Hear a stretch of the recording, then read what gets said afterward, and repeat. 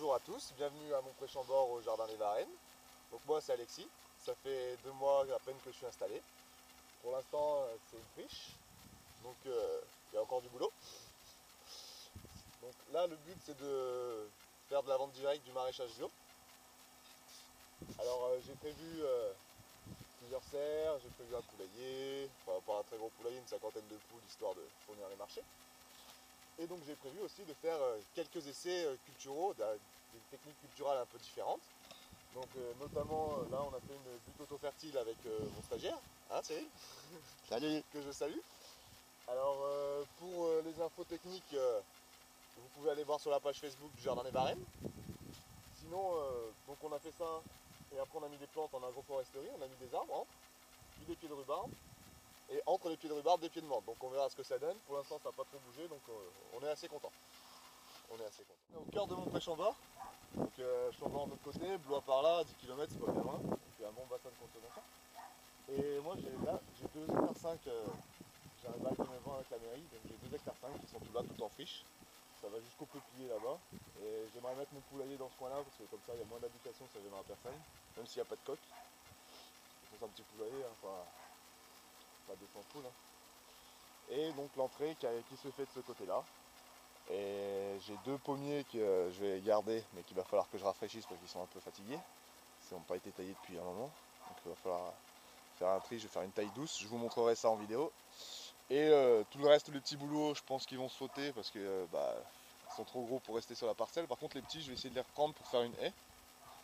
Et le pin que je vais garder, qui servira pour mettre une cabane, parce que les branches elles sont assez imposantes au bas quoi. Et pour faire une cabane pour les enfants quand les gens viennent, que les gamins puissent aller s'amuser dedans. Quoi. Après il faudra voir niveau législation comment ça se passe, mais ça devrait le faire. Donc voilà, bienvenue au Jardin des Varennes.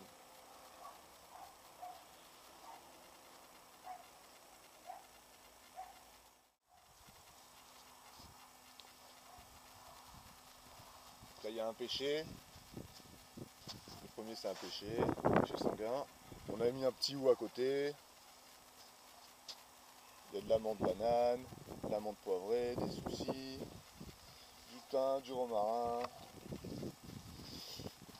Et on a fait le paillage par-dessus avec les mauvaises herbes qu'on avait à côté. Bah, on dit pas mauvaises herbes, on dit adventices maintenant. Mais ça revient au même.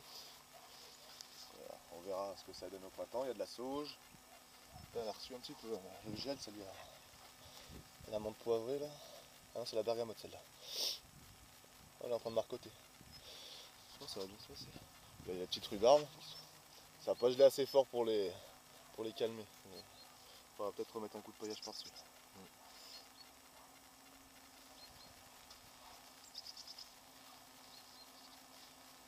Si on creuse, on voit que de toute façon ça s'est bien installé, ça s'est bien tassé. Donc oui, c'est un terrain sableux ici. Alors ça a l'avantage de se réchauffer vite au printemps. Mais par contre pour tout ce qui est arrosage et fertilisation, c'est pas gagné, il faut bien gérer le truc. Quoi. La petite sauge. Oh t'as vu finalement on n'a pas planté si dense que ça. Hein. Non. C'est quoi ça? C'est une blette ça qui reste. Une petite blette qui deviendra grande. Ça se prend pas trop de gel sur la figure.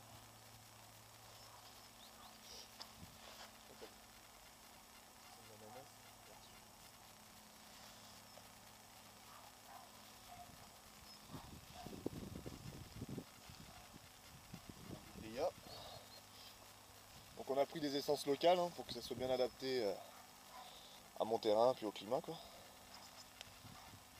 Petite rhubarbe qui est cachée.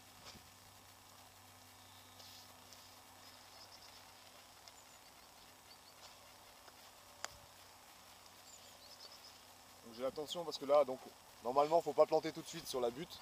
Et comme moi je suis un peu impatient, donc on a planté direct et puis si au printemps je vois qu'il y a des carences, on fera des purins d'ortie qu'on soude et puis si vous voulez la recette et que je vous montre comment on fait, y a pas de souci.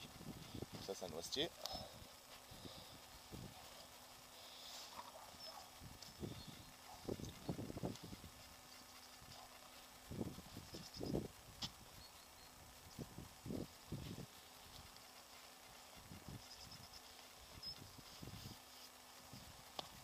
sur la butte, on a fait des essais avec des kiwais, donc on verra s'ils veulent bien prendre, puis il faudra faire un support parce que ça pèse après. Ça pèse.